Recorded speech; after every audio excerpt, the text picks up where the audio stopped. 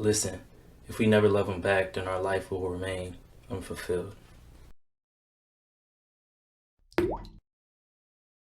What's up, y'all? Hope y'all ready for a refill. But first, shout out to Forgiving Apparel. Shout out, hold on. Right there. Shout out to Forgiving Apparel for the drip. Yes, sir. Yeah. Hey. But no, I gotta do camera. Check me out. Do I look better? I'm pixelating. Whatever that means. Pixels is... What did he say? Yeah, but look. Here's a hint to what we're gonna talk about.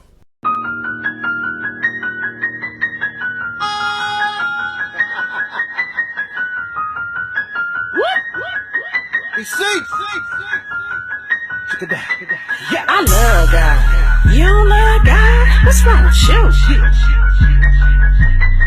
I love God. You don't love God? What's wrong with you? I hope that video gave you an idea what we're going to talk about. So let's get into it. So let's start off in Genesis. We see that God was in perfect communion with himself. He had no need of anyone else, like he was lonely or like he wasn't self-sufficient. He is and was self-sufficient, had no need of anyone else to feel completed, to be whole.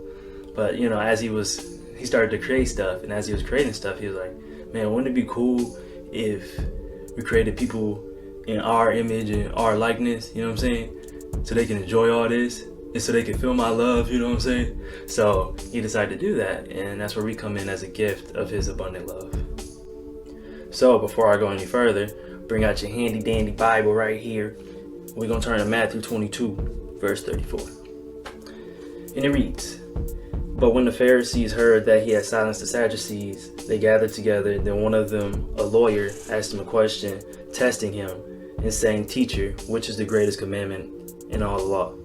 And Jesus said to him, 'You should love the Lord your God with all your heart, with all your soul, and with all your mind.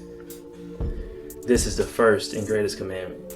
And the second is like it. You shall love your neighbor as you love yourself. On these two commandments hang all the law and the prophets.'" So we're going to come back to the second commandment in another episode. But the first one is what we're talking about.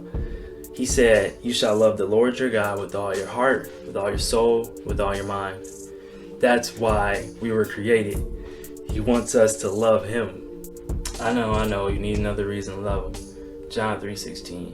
"God so loved the world that he gave his only begotten Son, that whoever believes in him shall not perish, but have everlasting life." The key words in that scripture is that he so loved the world, not that we so loved him. See, there's nothing that you or I can do to make him love us more. He loves you and I regardless. He just wants us, you, to love him. But you and I both know it's hard to love someone you don't know, at least at a deep personal level. You need to know them. You need to be personal with them to love them at that level. That agape love. And God knew this. That's why he sent his son. That's why we got this Bible. And speaking of the Bible, let's go to John 14, verse 6. I got it right here. So it says, "I am the way, the truth, the life. No one comes to the Father except through me." Later in 7, he says, "If you had known me, you would have known my Father also, and you now know him and you have seen him." Later on he says, "Do you not believe that I am in the Father and the Father in me?" There's that and other. What he's trying to say is that they are one. The Father and the Son are one. They're in. And then you got John 3:16. It's talking about, "For God so loved the world that he gave his only begotten Son." So you put all this together. God came down to us, he lived for us, and he died for us, just so we can get to know him. And the only way we can know him is through Jesus. It does not get much more personal than that.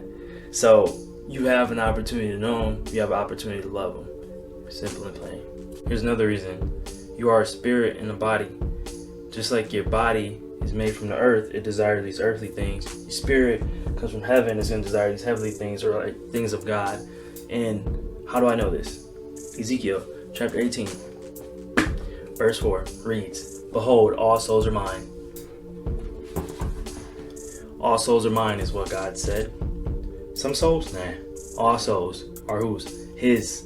They come from him. He's the one who breathed that life in you. It wasn't your parents. It wasn't your mommy. It Wasn't your poppy.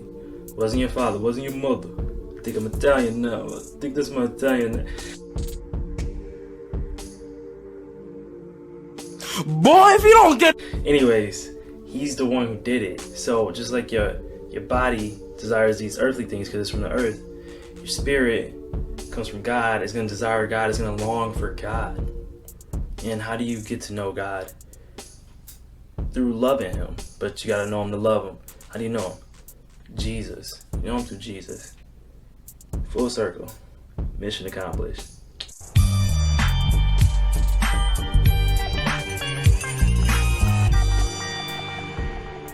I remember coming up with numerous reasons not to love God or not to know him.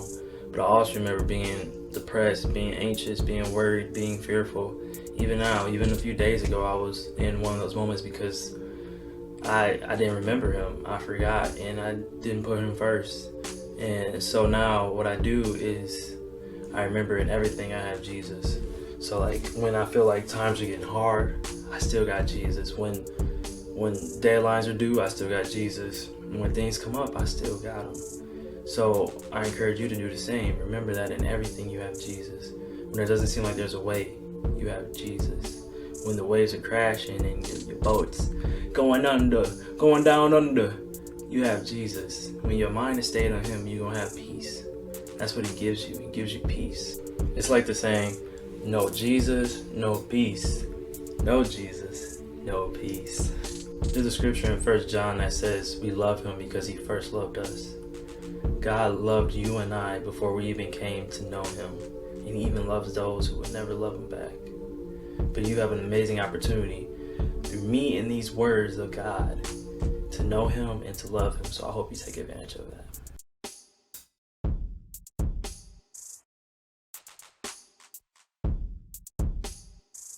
If you are having any trouble understanding this or need any help, any questions, feel free to message me at Words by William on Instagram, and I'll be happy to help. And as always, stay hydrated.